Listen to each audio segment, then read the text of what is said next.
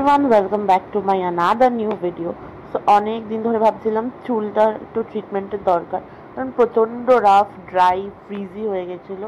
Just পারা যাচ্ছিল না চুলটাকে ম্যানেজ করা। তো ফাইনালি আমি আজকে পার্লারে চলে এসেছিলাম চুলটার একটু ট্রিটমেন্ট করাতে। তো ভাবলাম একটা স্মুথনিং করি, বাট স্মুথনিং করতে এসে ভাবতে পারিনি এত ঘন্টা টাইম লেগে যাবে।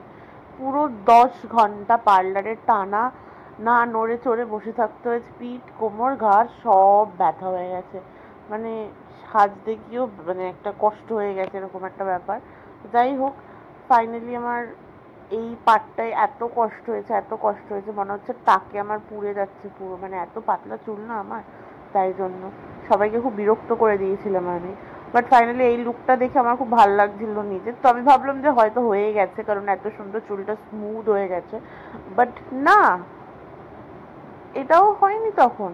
এরপরে আবার ক্রিম অ্যাপ্লাই করেছে, আবার ওয়াশ করেছে। এই করতে করতে পুরো 10 ঘন্টা আমি লাস্ট আর পাচ্ছি না, পিঠে আমার ব্যথা হয়ে গেছিল। তো যাই হোক,